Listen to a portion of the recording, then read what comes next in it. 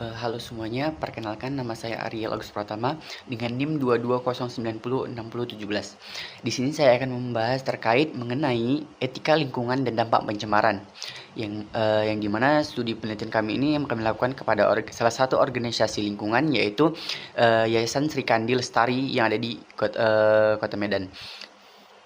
Nah, yang dimana sebenarnya itu etika lingkungan itu merujuk pada prinsip moral gitu dan nilai yang mengatur hubungan manusia dengan lingkungan hidup yang di tempat tinggalinya. Yang dimana bagaimana kita memanfaatkan sumber daya alam tersebut, mengelola limbah dengan baik atau dengan bijak, nah lalu menjaga keberlanjutan ekosistem yang ada di lingkungan kita sekitar. Nah, biasanya etika ini dalam menjaga lingkungan menekankan bagaimana manusia itu menjaga kelestarian alamnya demi melanjutkan kesejahteraan generasi yang akan mendatang gitu. Karena saya berada di Kota Medan, jadi bisa saya lihat bahwasannya di sini yang aware terhadap lingkungan itu adalah generasi-generasi mudanya gitu, karena mereka tahu di mana letak membuang sampah pada tempatnya. Cuman ada beberapa lingkungan di Kota Medan seperti daerah Binjai, di Jalan Binjai sana ternyata masih banyak masyarakatnya nih yang kurang aware atau terbuka terhadap lingkungan. Bahkan mereka membuang sampah sembarangan gitu, sehingga membuat pencemaran lingkungan gitu. Karena bisa dilihat dari jalan-jalan sekitar jalan daerah Binjai yang di situ banyak di pinggir jalan tepatnya mereka membuang sampah sembarangan, sehingga itu sangat mengganggu aktivitas lalu lalang para pemobil yang lewat. Nah, dan juga sampahnya itu juga dekat dengan sungai, jadi bisa menyebabkan adanya banjir atau pencemaran karena banyaknya sampah di situ.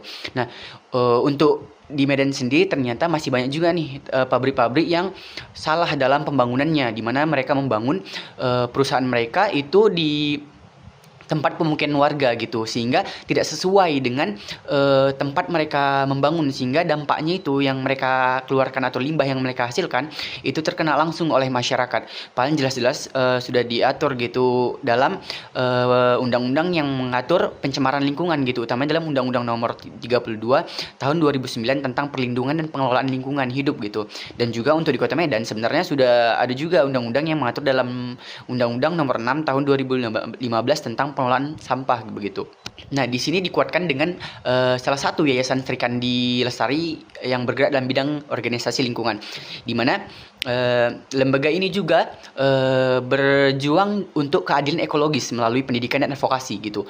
Nah, yayasan ini juga berfokus pada masyarakat yang terancam bahaya dari limbah dan pembangkit listrik berbasis batu bara yang juga ada di Langkat gitu. Selain di Langkat ternyata yaitu di Langkat salah satunya itu PLTU Pangkalan Susu yang menyebabkan terjadinya dampak pencemaran yang hebat yang terjadi di Langkat.